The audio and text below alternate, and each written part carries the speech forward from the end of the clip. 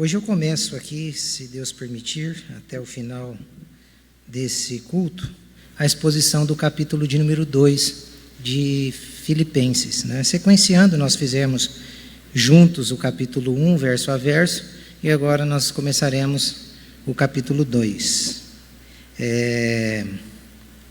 Aqui, Paulo, ele, na verdade, ele vai focar em um apelo, do verso 1 ao verso 5, ele faz um apelo aos irmãos da igreja de Filipos, e o apelo que Paulo faz pode ser sintetizado nessa frase: a unidade da igreja. Então, todas as vezes que você ler o capítulo 2 de Filipenses, você vai perceber do verso 1 ao verso 5, esse foco, esse grito, esse apelo de Paulo para aquela igreja, para aqueles irmãos. Para isso nós vamos fazer a leitura. A Leila vai me auxiliar hoje na leitura do texto, capítulo 2, verso 1 a verso 5. Se você trouxe a sua Bíblia, seria muito bom que você acompanhasse a leitura, tá? Aqui está na Nova Almeida atualizada, mas não vai divergir muito da NVI, que é a que nós usamos bastante aqui também, tá? Portanto, se existe alguma exortação em Cristo, alguma consolação em Cristo, alguma consolação de amor, alguma comunhão do Espírito, se há profundo afeto e sentimento de compaixão, então completem a minha alegria, tendo o mesmo modo de pensar, tendo o mesmo amor e sendo unidos de alma e mente. Não façam por interesse pessoal ou vaidade, mas por humildade, cada um considerando os outros superiores a si mesmo, não tendo em vista somente os seus próprios interesses, mas também os dos outros. Tenham entre vocês o mesmo modo de pensar de Cristo Jesus. Pai, nós te agradecemos nessa noite pela leitura da Tua Palavra. E o desejo do nosso coração é que o Senhor venha falar conosco. Que o Senhor use esse texto para transmitir ao nosso coração a Sua vontade. E aquieta-nos, ó Deus, nesse momento. Que possamos, com o Espírito e com o entendimento, receber a mensagem que vem do Senhor. Ajuda-me a transmiti-la com clareza, ajuda-me a transmiti-la com autoridade e principalmente com a unção e o entendimento, para que aqueles que são do Senhor possam ouvir e entender, e aqueles que o Senhor quer alcançar, que também possam ser pessoas que entendam a Tua mensagem e pratiquem a vida cristã. É isso que te peço, com perdão dos pecados, em nome de Jesus. Amém. Amém. Como sempre, eu acho importante a gente, antes de analisar os textos, nós observarmos os detalhes que o texto está focando. E o texto, ele tem pelo menos 3 detalhes que vale a pena. O primeiro detalhe é o desejo de Paulo nesses 5 versos. O que Paulo está desejando aqui? Lembrem-se, capítulo 1, Paulo está preso. Paulo está na iminência de ser executado. E mesmo nessa situação, ele destaca nestes versos o que aqueles irmãos da igreja poderia fazer para que a alegria dele fosse completada. Então não está dizendo que ele estava preso triste, ele estava preso alegre. Mas ele deixa bem claro que aqueles irmãos poderiam fazer algumas coisas que completaria essa alegria. Então, que coisa fantástica, não é? E vocês podem perceber que ele não está pedindo aqui para que os irmãos da igreja de Filipos fizessem um clamor de oração para que ele fosse solto. Ele não está pedindo para os irmãos de Filipos que eles orassem, que Paulo estava já no final da vida, sem uma esposa, não tinha um herdeiro, não tinha um filho. Ele não está pedindo isso. Ele não está pedindo um carro, uma casa. Ele apenas está pedindo algo em favor, não dele, mas da comunidade. o verso 1 a 5, você não vê Paulo pedindo para ele pede em favor da comunidade, e a comunidade estando feliz, a alegria dele seria completa de ver a felicidade dos irmãos. Que fantástico a gente observar isso. E essa alegria, para ser completa, só dependia do comportamento dos irmãos. Olha que responsabilidade que Paulo está jogando naquela igreja. É como se Paulo estivesse dizendo: irmãos, eu estou preso por causa do evangelho que preguei a vocês. Mas eu não estou triste porque estou preso, estou alegre. Só que eu vou ficar mais alegre ainda se o comportamento de vocês gerar união, gerar unidade no meio de vocês. Onde que está isso? Nos versos 2 e no verso 3. Completem minha alegria, nada façais por contenda ou vanglória, que haja em vocês o mesmo sentimento que houve em Cristo Jesus. Vocês estão percebendo como que o nosso comportamento é importante para que a alegria do pastor, não estou falando de mim, do pastor Cristo, seja plena, seja satisfatória, seja a ponto dele dizer, como ele disse em Hebreus capítulo 11, se não me falha a memória, verso 32, que a terra não era digna daqueles homens que foram mortos por causa do nome dele. Então, o nosso testemunho completa, irmãos, a alegria daqueles que estão à nossa volta.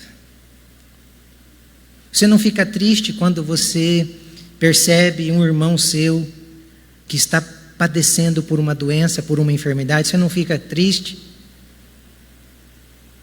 Mas quando aquele irmão está bem, você não fica feliz? Do mesmo jeito, o comportamento. Então, Paulo está querendo deixar isso muito claro para nós. E a segunda coisa que a gente pode perceber nos detalhes do texto é a situação do mundo. Desde a época de Paulo, não sei se vocês notaram, aquela primeira imagem que estava o título da nossa perícope, a unidade da igreja. Você percebeu atrás, Adão e Eva no jardim, uma cruz e Cristo. Então, a situação do mundo, ela se perverteu lá no jardim, com os nossos primeiros pais. E a partir daquele momento, o mundo entrou em conflito. E hoje nós vivemos um grande conflito. Mesmo após 2 guerras mundiais, nós estamos na iminência de uma terceira, e que será pior ainda, porque agora serão com elementos químicos, será com um potencial atômico muito mais destruidor, muito mais avassalador. O mundo ainda continua do mesmo jeito, nesse grande conflito. É só nós observarmos o cenário mundial. Quando você observa o cenário mundial, você percebe as polarizações partidárias. Não é aqui no Brasil, isso é mundial. Existem partidos brigando entre si, cada um com o seu pensamento. Existem facções criminosas, umas disputando com as outras. PCC contra Comando Vermelho, isso aqui no Brasil e fora. Existem várias facções criminosas, umas disputando com as outras. Quantos grupos defendendo as suas ideologias, os seus pensamentos. Então, a situação do mundo é desenhada onde cada um, a partir de Adão e Eva, estão buscando os seus próprios interesses. Esta era a situação na época de Paulo, que ele está escrevendo aqui. Esta é a situação desde o momento em que Adão e Eva foram expulsos do jardim. E esta será a situação até Cristo voltar para nos buscar. E você pode perceber que essa discórdia, ela se alastrou, ela não é mais no âmbito municipal, ela é internacional. Você observa as grandes potências, uma tentando barrar a outra, uma tentando ser mais do que a outra. E vem a grande pergunta, então qual é o papel da igreja nisso daí? Porque a gente percebe como que é importante o comportamento para que a igreja se torne unida. A gente vê no texto a situação do mundo caótica, em desarmonia, em desunião.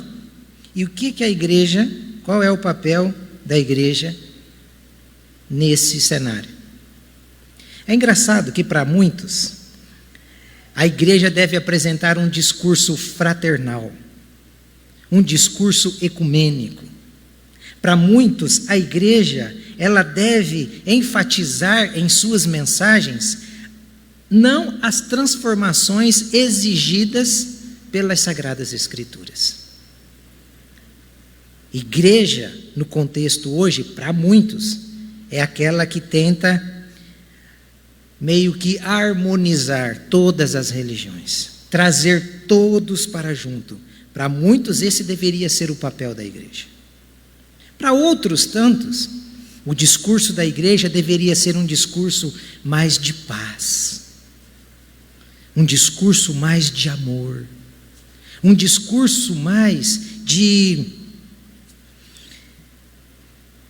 desarmamento. Porque se a igreja fizesse isso, o mundo seria melhor. Lamentavelmente, irmãos, isso é um pensamento de quem ainda não tem uma visão aberta da situação e da realidade que o pecado gerou no mundo, no ser humano. A nossa visão não pode ser superficial dessa forma. Você já pensou se fosse fácil assim? Não teria tido a Primeira Guerra Mundial, a Segunda não teria a Terceira.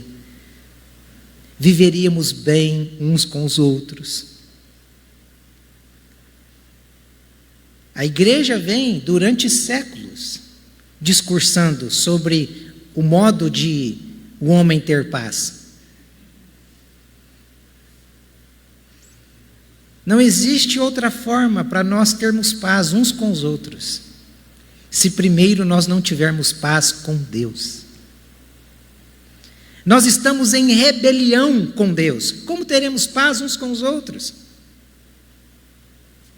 Então, o discurso e o papel da igreja deve ser este, de afirmar tanto que o Novo quanto o Antigo Testamento, eles jamais afirmaram que nós viveríamos em paz nessa terra enquanto não acontecer alguns eventos. E estes eventos, quando eles acontecerem, por mais dramáticos que sejam para muitos, ele será glorioso para outros tantos. Quais eventos são esses que precisam acontecer para que haja realmente um mundo de paz? A Bíblia responde, Isaías capítulo 65, verso 17 e verso 25. Pois eis que eu crio novos céus e nova terra, e não haverá lembrança das coisas passadas, jamais haverá memória delas. O lobo e o cordeiro pastarão juntos, e o leão comerá palha como o boi. Pó será a comida da serpente. Não se fará mal nem dano algum em todo o meu santo monte, diz o Senhor. Enquanto Cristo não voltar, e Ele não restaurar, porque aqui é uma restauração. Se é um novo céu, não é mais debaixo desse que nós estaremos. Se é uma nova terra, já não é mais sobre esta terra que viveremos. Por isso que o novo traz a harmonia. Que harmonia? Vocês perceberam aí? que o lobo vai pastar ao lado do cordeiro? Então, como que o mundo poderá ter paz? Sem Cristo voltar e restaurar o que foi distorcido pela serpente, pelo pecado em nossas vidas. Um outro evento, que praticamente é uma descrição, comprovando no Antigo. Então, antes que o Novo fosse escrito, o Antigo já estava lá, dizendo a mesma coisa. Homens vivendo mais de 500 anos de diferença, mais de 700 anos de diferença um do outro. E olha o que o João vai dizer no Apocalipse 21:1. E vi novo céu e nova terra, pois o primeiro céu e a primeira terra passaram, e o mar já não existe. Que coisa maravilhosa, irmãos. Então, a verdadeira unidade, ela só poderá acontecer não pelos discursos de pastores, líderes. Ela só acontecerá quando o homem for restaurado em sua totalidade. Aí nós viveremos em paz. Vocês percebem que até mesmo nascido de novo, existem conflitos no meio do povo de Deus? Quantos que talvez tenha aquela imagem, não é? Ele sai de uma igreja e ele vai para outra, e principalmente aqueles que vieram da igreja católica. Saem de lá e eles vão para a igreja de crente achando, não, agora nós vamos entrar no meio de um povo que é diferente, um povo que é santo. E quando ele chega, ele se depara dentro de um caldeirão em chamas, e às vezes um barril de pólvora, e alguém com um palito de fósforo aceso, chegando perto, você diz, não se aproxime, não se aproxime. E ele vai chegando, a ponto de, em alguns momentos, explodir. Então, o que é que Paulo está deixando claro para aqueles irmãos? Mesmo vocês sendo crentes, irmãos de Filipos, se vocês não testemunharem a vida cristã, vocês vão gerar conflitos. E esses conflitos, eles podem explodir. Eles podem gerar tristeza na vida daqueles que estão na frente, conduzindo o rebanho de Deus, na vida daqueles que estão próximos, porque também se entristecerão. Porque nós queremos o bem uns dos outros. Pelo menos deveria ser assim. Então, irmãos, em primeiro lugar, nós podemos analisar aqui no texto, agora focando diretamente no verso 3, a causa da desunião. Paulo, ele vai usar aqui, ele vai demonstrar a causa da desunião neste verso 3. Eu vou pedir para a Leila fazer essa leitura, eu sei que ele está projetado, mas é bom que você memorize através dessa leitura, e aqui você vai perceber a causa de toda essa desunião. Nada façais por contenda ou por vanglória, mas por humildade. Cada um considere os outros superiores a si mesmo. Parece que Paulo está escrevendo isso para não crente. Não é verdade? Não, Paulo está escrevendo isso para os irmãos da igreja, batizados, que tomavam ceia, que eram membros, que receberam, como ele diz lá no capítulo 1, no verso 29, até o dom de sofrimento. E ele está escrevendo isso para mostrar que todo ser humano, eu e você, nós carregamos em nosso DNA a inquietação, a discórdia, tudo isso por conta do que nós herdamos dos nossos primeiros pais. O que é que nós herdamos dos nossos primeiros pais? O veneno da serpente. Qual foi? Sereis como Deus. Olha do seu lado aí, você está do lado de um Deus.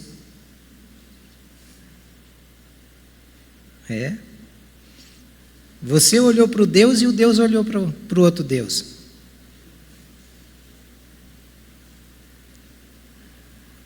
Um panteão.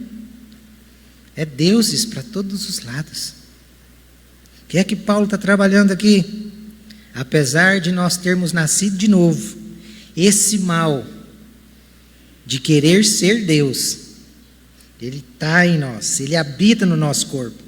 Tanto é que o fato de querer ser Deus é nós fazermos aquilo que nós achamos que é correto.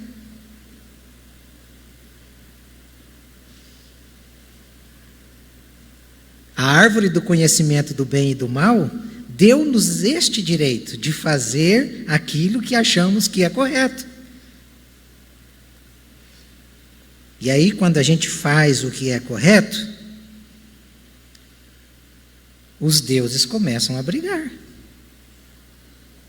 Claro que vai dar uma briga de Deus. Porque o que é correto para mim não é correto para Vanusa. Pronto, já deu uma briga de um Deus e uma deusa. Este é o grande problema. Este aqui é o grande problema. Por isso que Paulo dizia: o bem que eu quero fazer, esse eu não faço, mas eu faço o mal. Por quê? Porque o mal está dentro de nós. E o mal é quando a gente quer ser como Deus. E querer ser como Deus é não se submeter àquilo que a palavra de Deus diz. Se a palavra de Deus diz uma coisa e eu quero fazer outra que é contrária à palavra de Deus, o que eu estou sendo? Deus. Vai dar briga. Claro que vai dar briga. Então, por incrível que pareça, quando você observa este texto, esta era a única coisa que ameaçava aquela igreja de Filipos. Paulo não estava preocupado com os falsos profetas entrando naquela igreja, como ele estava nas demais, porque nas demais ele bate contra os falsos profetas. Mas aqui ele está preocupado com a desunião. E vai ter um capítulo aqui que duas irmãs maravilhosas que ajudaram Paulo começaram a brigar, briga de Deus, dentro da igreja de Filipos. E Paulo está olhando e está dizendo: meu Deus, os deuses se levantaram em Filipos, vamos matar esses deuses. Então, irmãos, nós devemos tomar cuidado com essa tendência facciosa, desumana, perversa e sorrateira. Ela é diabólica. Ela começa se rastejando e quando pensa que não, ela está em pé na proporção de uma sucuri para dar o bote e tentar matar a igreja de Deus e o povo de Deus. E Paulo vai mencionar esta preocupação em quase todo esse capítulo na questão da unidade.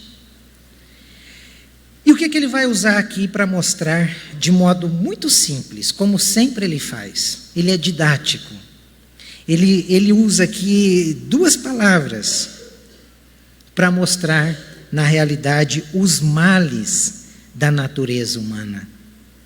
Porque o que provoca a desunião são os dois males da natureza humana descritos neste verso 3. Qual é o primeiro? Contenda. Está lá no texto, a gente aqui não quer ver. Está lá. O primeiro mal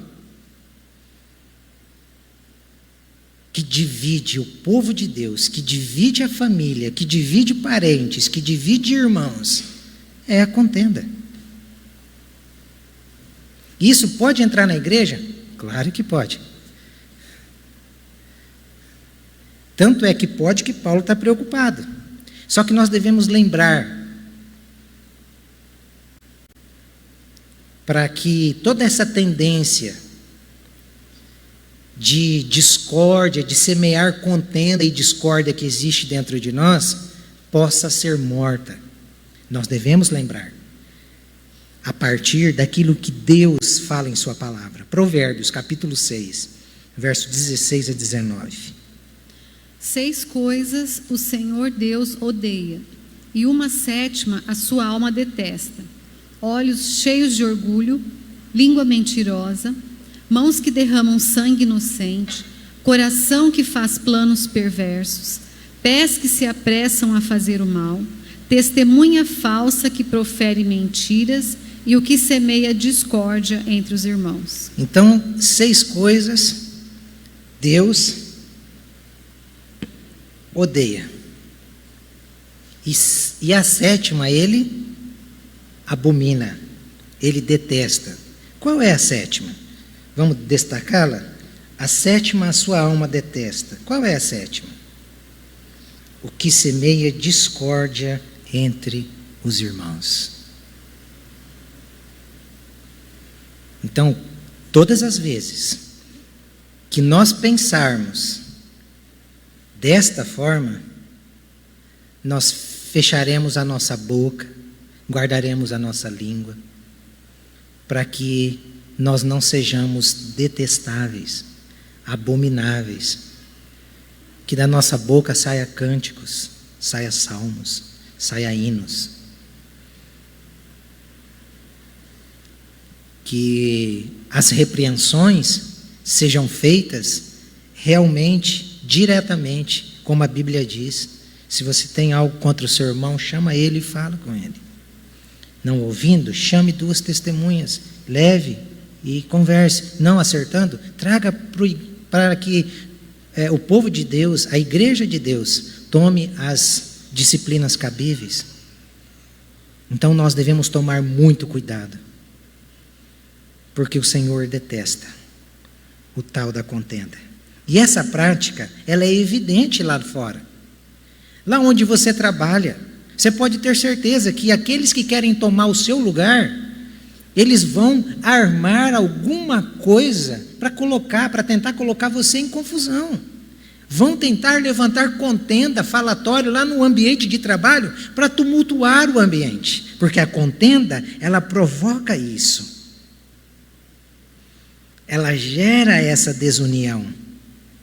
E querendo ou não, por mais que a gente tenha nascido de novo, nós somos vulneráveis a isso. É só a gente ler Tiago, como estamos estudando nas quartas-feiras. A nossa língua é um veneno. E é da nossa língua que gera essas contendas. E a gente não pode permitir. Paulo estava preocupado com aqueles irmãos. Então, irmãos, não faça parte de grupos facciosos. Quais são esses grupos? Olha, eles podem se demonstrarem de várias formas. Nacionalismo e patriotismo. Pode ser uma forma de nós gerarmos contenda com as outras pessoas, achando que o nosso país é melhor, que a nossa pátria é melhor. E não é. Então nós devemos tomar cuidado, que essa contenda, ela se ramifica em vários aspectos. Ela é igual tiririca, ela vai se espalhando. Uma outra coisa, os grupos de pensamento, as ideologias. Quantas pessoas que querem defender um ideal que é totalmente contrário às Sagradas Escrituras. Então, olha, isso pode ser uma coisa visível lá fora, mas também aqui dentro. Quando nós começamos a nos tornar religiosos, defendendo a denominação. Nós somos denominacionais, nós somos batistas. Que bobagem! O que isso faz de diferença? Sou assembleiano, muda até a voz. Que bobagem! O que isso faz de diferença? Foi a Batista que morreu na cruz para te salvar? Foi a Assembleia que foi crucificada na cruz do Calvário e ao 3º dia ressurgiu? Então, denominação também é um grupo que a gente pode entrar e fazer a partir disto contendas, levantar contendas, achando que o nosso grupo é melhor do que o do outro. Tanto é que a igreja de Corinto, ela se fragmentou justamente em função de pessoas. A igreja de Corinto se dividiu em 4 grupos. Um dizia que era de Paulo, outro que era de Apolo, outro que era de Pedro, e os mais espirituais.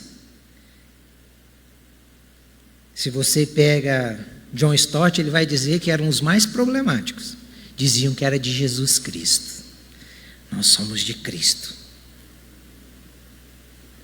Perceba que a própria espiritualidade também é uma facção que pode dividir pessoas. Estes grupos se reuniam não para discutir as Sagradas Escrituras e aprender a partir das Sagradas Escrituras. Eles se reuniam para discutir entre si, para ver que grupo era o melhor e que grupo estava com a verdade. Não eram edificados.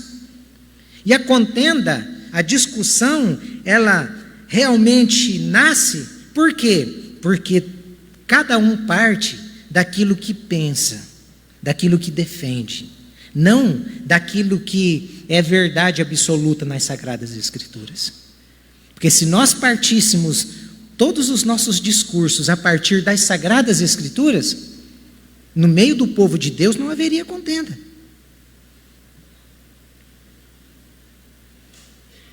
Mas, lamentavelmente, você pode perceber isso que eu estou falando de modo bem prático.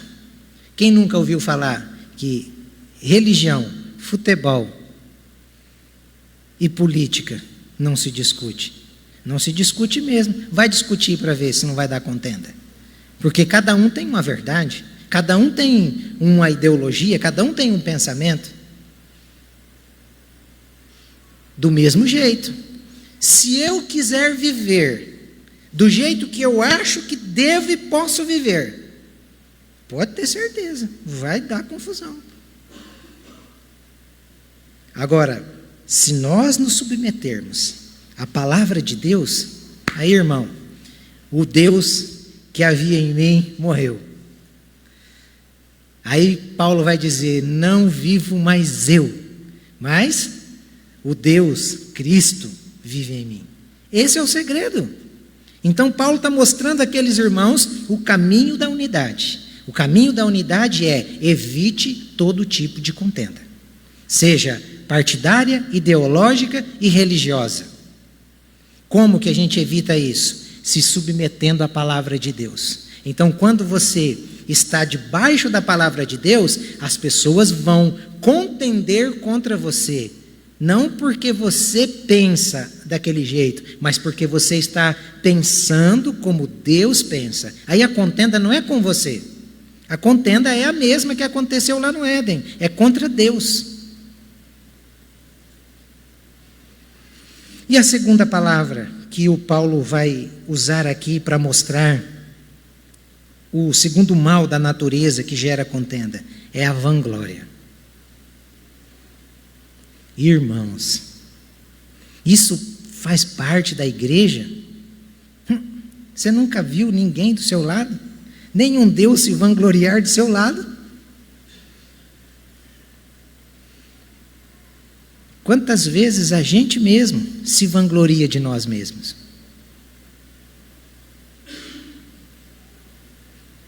Na frente do espelho, nossa, olha como que eu sou bonito. Isso não tem jeito, para mim não tem jeito. Só se o espelho for mágico e mentiroso ainda. Bate nessa porta de fusca aqui, que jeito. Então, nós devemos tomar cuidado, porque a vanglória, esta aqui, é mais perigosa do que a contenda. Devemos tomar muito cuidado com a vanglória. Eu nunca me esqueço de uma certa vez, Spurgeon tinha terminado de pregar, não sei se foi Spurgeon ou se foi Moody. Ele acabou de pregar e ele estava descendo e aí veio uma pessoa toda delicada ao encontro dele e disse assim, nossa, mas que mensagem que o senhor pregou, hein? Ele olhou para a pessoa e disse, o diabo falou isso para mim ali atrás agora. Irmãos, nós devemos tomar cuidado com tudo, com todos os elogios que a gente recebe, para que eles não sirvam de vanglória, para que eles não sirvam para nos derrubar. Certamente a vanglória é pior, por quê? Porque a contenda o partidarismo e as facções estão escondidas atrás da vanglória. O grupo da igreja de Corinto, que se pautava em Paulo, eles se vangloriavam da teologia paulina. O que se pautava em Apolo se vangloriava da eloquência, do grego mais clássico e fluente. Os que se baseavam em Pedro se baseavam na sua bravura, se baseavam na grande autoridade apostólica. Então nós devemos tomar cuidado para que todas essas coisas não sejam motivos para nos desviar da vontade de Deus. E o que é vanglória? Isso é que é interessante. Vanglória é um convencimento nem sempre fundamentado na realidade. Sabe aquela pessoa que se acha e de repente você está percebendo isso, nossa, como que ela se acha? Mas não é tudo isso. Menos. Bem menos. Então nós devemos tomar bastante cuidado com isso. Resumindo, o que é vanglória? Nada mais do que a idolatria do eu. E eu posso idolatrar o eu de várias formas. Claro, de várias formas. Então tomemos bastante cuidado com o nosso testemunho, para que a idolatria do nosso eu não seja tamanha a ponto de Cristo sumir e eu aparecer. Quem está em evidência no nosso dia a dia, no nosso comportamento? Eu ou Cristo? Se é eu, é vanglória. Se é Cristo, é glória.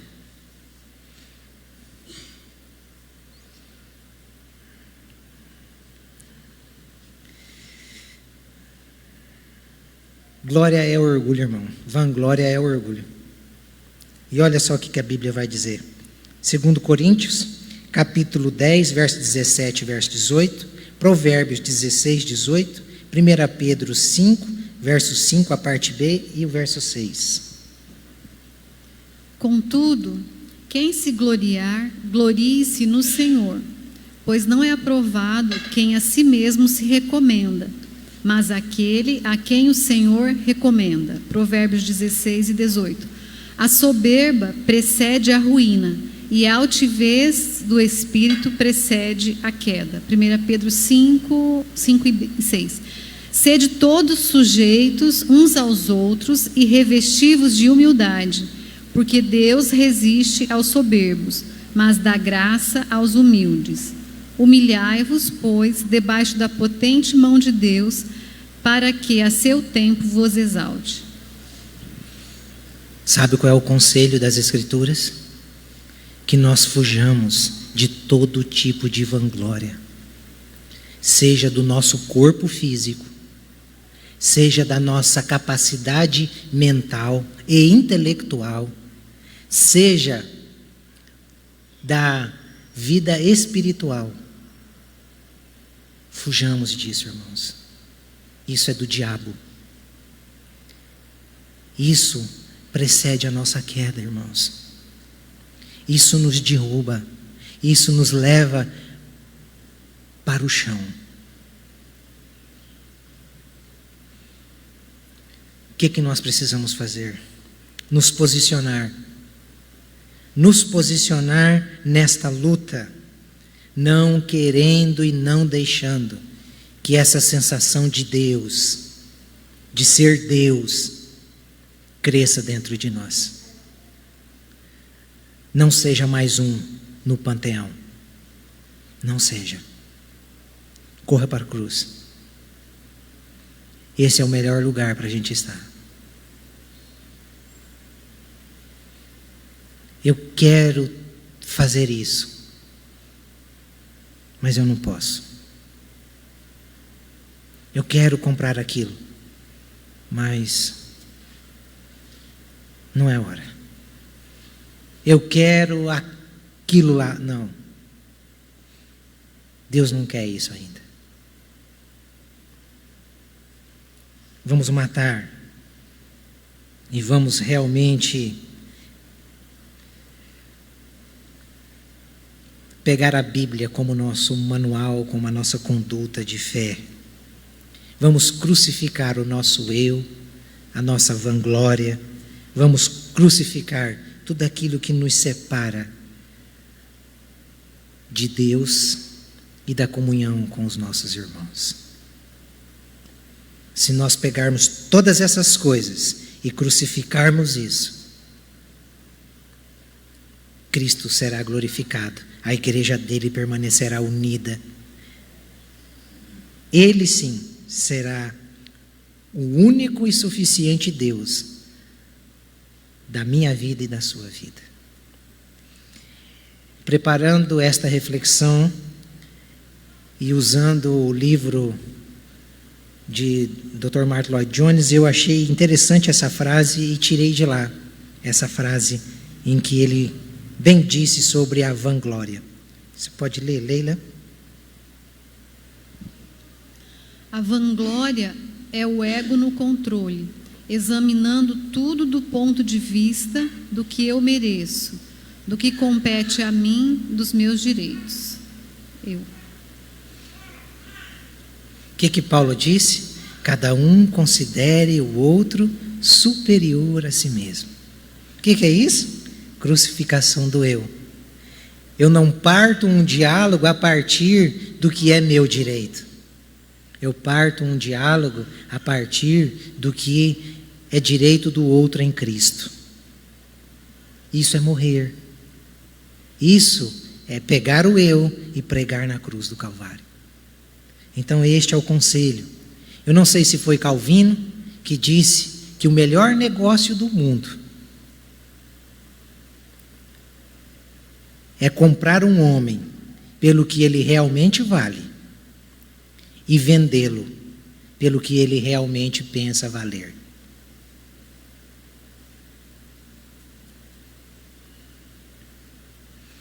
Comprar um homem pelo que ele realmente vale e vendê-lo pelo que ele pensa valer. Por causa da vanglória. É uma valorização falsa, não real, do que realmente somos. Sabe o que nós somos? Pó. Nunca se esqueça disso. E é para o pó que nosso corpo está caminhando. Para que no último dia, ao soar da trombeta, este pó que estava debaixo da terra possa ressurgir num corpo realmente glorificado, num corpo que participará do novo céu e da nova terra. Então, meu irmão, eu quero terminar esta reflexão com uma música que os irmãos vão cantar. E eu gostaria que você fizesse dessa música a sua oração. Deus nos fez para brilhar. Jesus disse que ninguém acende uma luz para colocar embaixo da candeia, para colocar embaixo do alqueire. Coloca-se em cima. Então nós nascemos para brilhar. Mas brilhar a partir da luz de quem? Porque nós não temos luz própria. Nós temos que brilhar a partir da luz de Cristo. E para brilhar a partir da luz de Cristo, é preciso morrer, apagar a nossa luz. Porque a nossa luz, irmãos, é fosca. A nossa luz é tenebrosa. A nossa luz é escura. A nossa luz é opaca. A nossa luz é fraca. A nossa luz é demoníaca. Mas a de Deus é viva, é vida, é paz. Brilhe, irmão. Brilhe, brilhe sim. Mas brilhe com a luz de Cristo, para a glória de Cristo. Faça dessa música a sua oração. E depois, para encerrar o culto, você ora, Natália, para encerrar o culto, tá bom?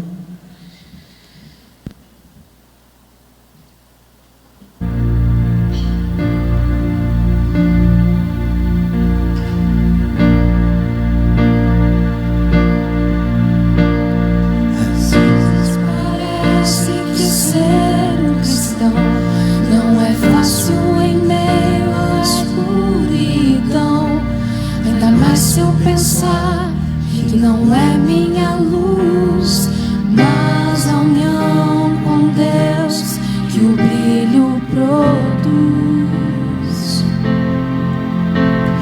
Às vezes parece difícil entender que o cristão é exemplo mesmo sem querer.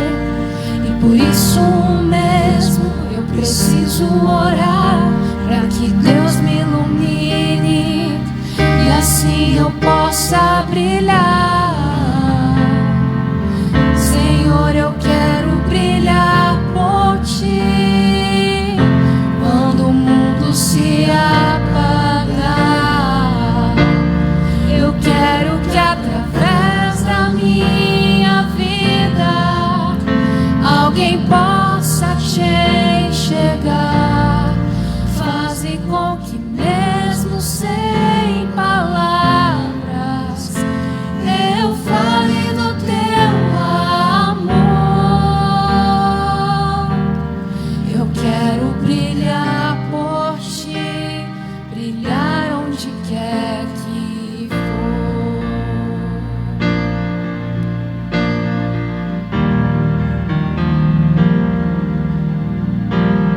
Às vezes eu temo que vou fracassar, pois eu sei que errei, continuo a errar. Mas se a minha luz parece extinguir-se, meu Deus, me dá forças pra prosseguir. Não importa o quanto eu tente me esforçar, eu só posso vencer se Ele me ajudar. E é quando eu percebo meu esforço é vão, o que devo fazer é segurar Sua mão.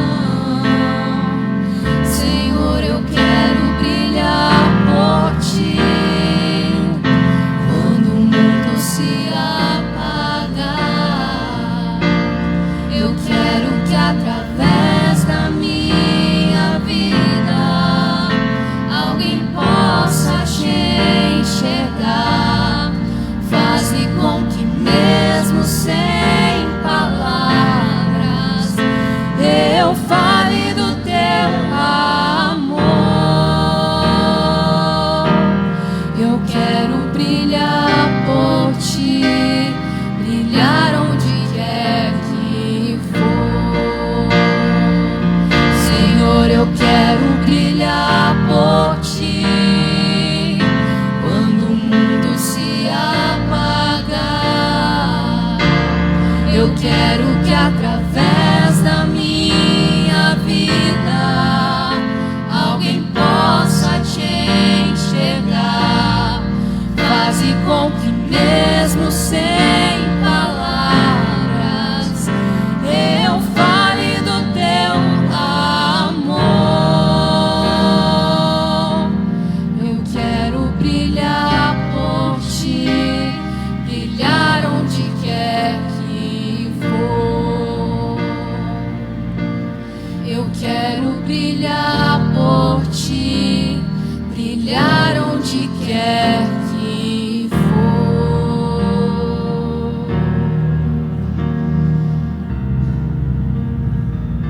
Você fica de pé para orarmos todos juntos? Ó Senhor, nós Te agradecemos, Pai, pela Tua bendita e preciosa palavra, Senhor. Obrigada, Senhor, por essa música que enche os nossos corações, Senhor. Que esse seja o clamor da nossa alma, Senhor. Brilhar por Ti, meu Deus. Ó Senhor, tem misericórdia das nossas vidas, Senhor. Quantas vezes nós erramos, Senhor. Muitas vezes o nosso esforço parece ser vão, Senhor. mas nos ajude a confiar no Senhor, Deus, a descansar no Senhor e a poder dizer, Senhor, um dia como Paulo, já não vivo eu, mas Cristo vive em mim. Ó Senhor, que esse seja o nosso maior desejo, o nosso clamor diário, Pai. Brilhar a Tua luz, Senhor. Ter o Senhor reinando nos nossos corações, para que nada além de Ti ocupe o trono dos nossos corações. É isso que nós te pedimos, Senhor, sabendo o quanto nós temos a tendência de idolatrar a nós mesmos e outras pessoas, mas que nós possamos adorar ao Senhor verdadeiramente todos os dias das nossas vidas. Em nome do Senhor Jesus. Amém.